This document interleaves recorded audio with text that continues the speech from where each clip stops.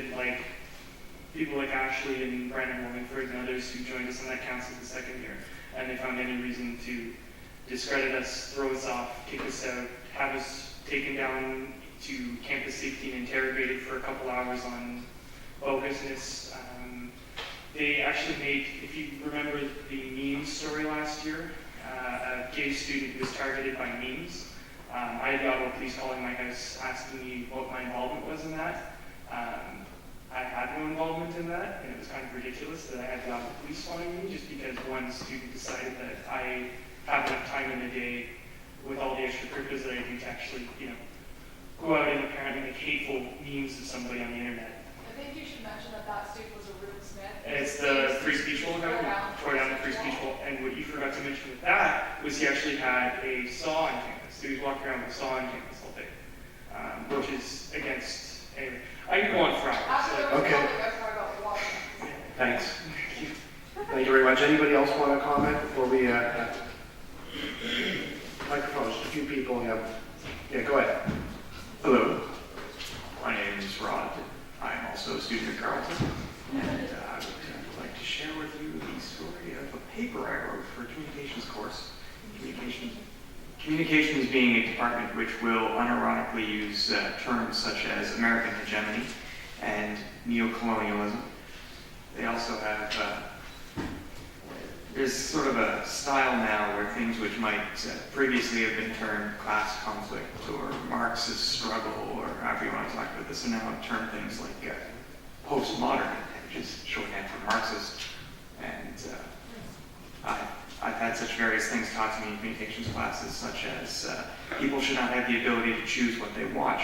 They should be given a package of things they are allowed to know based on their heritage, which is shorthand for Africans should watch things which are deemed to be appropriate for Africans to watch, while Asians should watch things that are deemed to be appropriate for Asians to watch, which seems like a very odd idea to me, but I'm not a communications professor. But anyway, I wrote an essay on whether or not the CBC should be privatized. Unfortunately, I chose the wrong answer. Heresy. Such creative remarks were written up by essay as no, and you've missed the point. Anyway, my economic analysis and analysis on whether or not people should be able to have equal access to any material was out of the question. Thank you for your time. Welcome.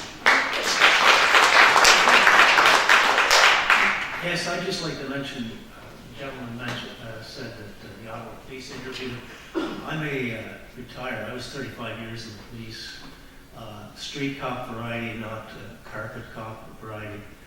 And unfortunately and sadly, I'm seeing the politicalization of the police in a lot of ways, especially in the upper hierarchy of the police.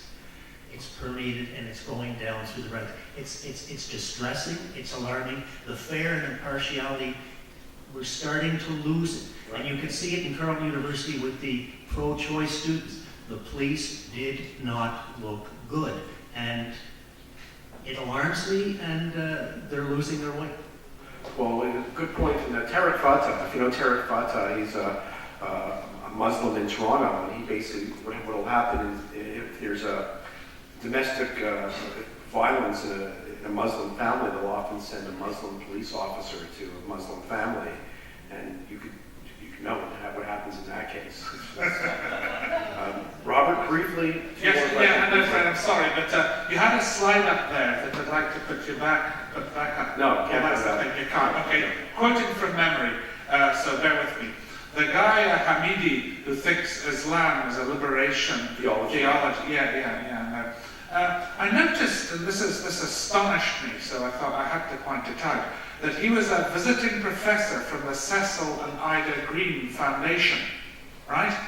Now, what the hell's going on? I mean, aren't the people who run the foundation aware of this nonsense? And I hope you don't mind me quoting Kathy here, but you'll have seen that Kathy runs an occasional Too Stupid to Be Jewish series inspired by Bernie Farber.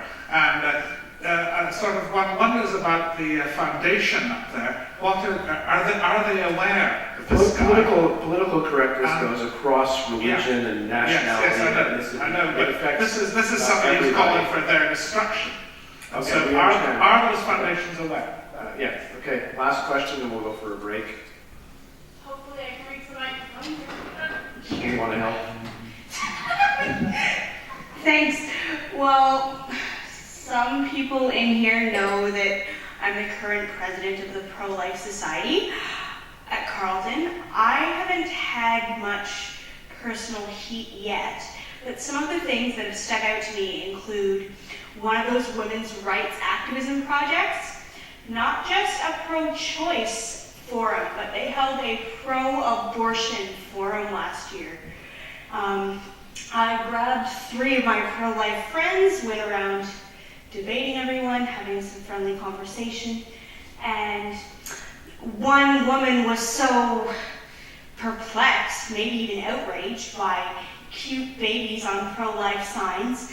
Why can't we have something cute too? And she drew a smiling reproductive part. I won't specify which one it is.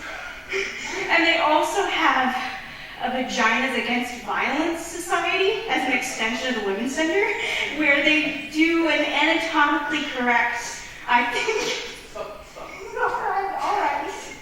I think it's paper mache, but they do this anatomically correct lady part, and they show it off in the middle of the school every year. So these feminists. Well, these are our future sculptors. Exactly. These feminists Don't make fun of them. having their say, but Okay, last not comment being quickly. challenged So, at all. Okay, Jason. quickly, just to say that, of course, we focus more on this now, but when my kids were like grade 6, I had to deal with this shit out of the teachers, where they had a whole segment, Catholic school too, you think you know that, on teen suicide, right? Pretty common problem in the world, and now you ask them, parent teacher interviews, so you'd be discussing the issue of young male suicide. Canada has one of the highest rates of young male suicides in the world. And it's male, I think it's like 4 males to 1 female. Oh no, that's not important, because the reason there are that much more suicide amongst young males is because they just do it better. And I know, that's it. And I speak with my nieces and nephews because they're suffering this kind of crap now. So, you know, there's a big deal, right? Like anti-bullying, which is like, you must stop this stuff. So every student is told they have to intervene with a bully, doesn't matter how big they are. But teachers don't dare because they're afraid to be sued. So we can get the little kids to do the job for them. Everywhere. Thank you. Okay, thank you very much for coming. Join us outside for a reception, and thank you very much.